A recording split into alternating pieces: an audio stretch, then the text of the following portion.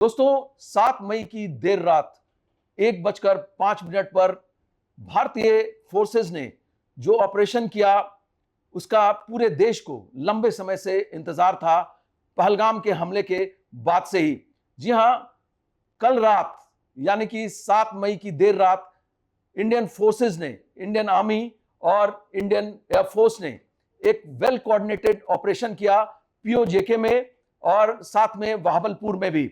और इस ऑपरेशंस के दौरान पीओजेके और बहावलपुर में 9 टेररिस्ट ठिकानों को 9 ठिकानों जिसमें कि 18 टेररिस्ट कैंप स्थित थे उनको निशाना बनाया गया और इसके लिए फ्रेंच ओरिजिन के 2 मिसाइल्स को इस्तेमाल किया गया। जी हां, स्कैल्प मिसाइल्स और हैमर म्यूनिशंस, उसको आप हैमर मिसाइल्स भी कह सकते हैं। 24 मिसाइल्स का इस्तेमाल किया गया 9 ठिकानों पर जो 18 टेररिस्ट कैंप थे उनको निशाना बनाने के लिए, और इन पूरे टेरर इंफ्रास्ट्रक्चर को पूरी तरह से ध्वस्त कर दिया गया। जी हां, ये जो टेरर इंफ्रास्ट्रक्चर था इसमें खास तौर से जो मेंशन करने वाली बात है उसमें पीओजेके के मुरीदके में जो लश्कर का हेडक्वार्टर्स था उसका नाम है लश्कर तैयबा, उसको मरकज़े तैयबा कहा जाता है। मरकज़े तैयबा को पूरी तरह से ध्वस्त कर दिया गया। इसके अलावा बहावलपुर में जो जैश ए मोहम्मद का हेडक्वार्टर्स था मरकज़े सुभान अल्लाह, उसको भी पूरी तरह से ध्वस्त कर दिया गया। जी हां, ये ऑपरेशन 1:05 से लेकर रात 1:30 तक चला, पूरे 25 मिनट। और इस दौरान ही इन 18 कैंप्स को निशाना बनाया गया। 9 ठिकाने में 18 टेरर कैंप्स थे, उनको निशाना बनाया गया और पूरी तरह से ध्वस्त कर दिया गया। जी हां, और इसी पर इंडियन आर्मी ने सुबह में एक प्रेस कॉन्फ्रेंस की सुबह 10:35 पर। और जानते हैं इन दोनों, ये जो प्रेस कॉन्फ्रेंस था उसको कौन लीड कर रही थी? हमारे देश की 2 बेटी, उसमें एक कर्नल सोफिया कुरैशी और एक विंग कमांडर व्योमिका सिंह जो एयरफोर्स की थी। शायद भारतीय फोर्सेस के इतिहास में यह पहला मौका होगा कि इतने बड़े ओकेजन पर देश की 2 बेटियां आकर मीडिया को संबोधित कर रही हैं।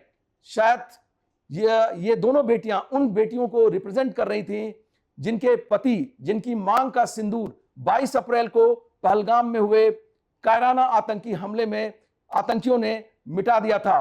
ये दोनों ऑफिसर्स इंडियन आर्मी की और इंडियन एयरफोर्स की बोली और खूब बोली। उन्होंने पूरे वेल कोऑर्डिनेटेड ऑपरेशंस के बारे में पूरी तरह से जानकारी दी और यह भी कहा कि अगर पाकिस्तान कोई भी मिस एडवेंचर करने की कोशिश करता है तो उसके लिए Indian army, Indian arm forces जिसमें कि इंडियन नेवी, इंडियन एयरफोर्स और इंडियन आर्मी शामिल है, ये पूरी तरह से तैयार हैं।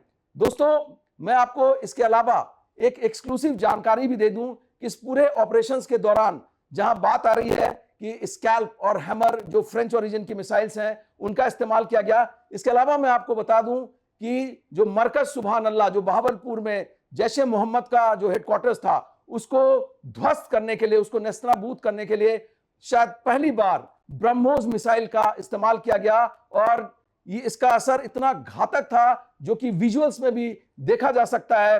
कई टीवी चैनल्स ने भी उसको चलाया।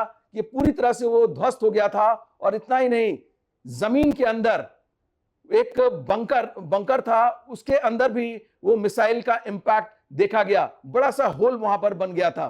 तो ब्रह्मोस को इस्तेमाल किया गया। इसके अलावा मैं एक और एक्सक्लूसिव जानकारी आपके साथ शेयर करूं, जो मुरीदके का लश्कर का जो हेडक्वार्टर्स है उसमें जो लोग रह रहे थे, जो आतंकी थे, उसमें 5 से 6 हमास के टेररिस्ट भी थे। जी हां, 5 फरवरी को जो कश्मीर सॉलिडारिटी डे होता है उस वक्त तो उसमें जैश के हेडक्वार्टर्स में उस वक्त वो भी आए थे, जो हमास के जो टेररिस्ट थे उन्होंने साथ दिया था जो आतंकी थे पाकिस्तानी आतंकियों का।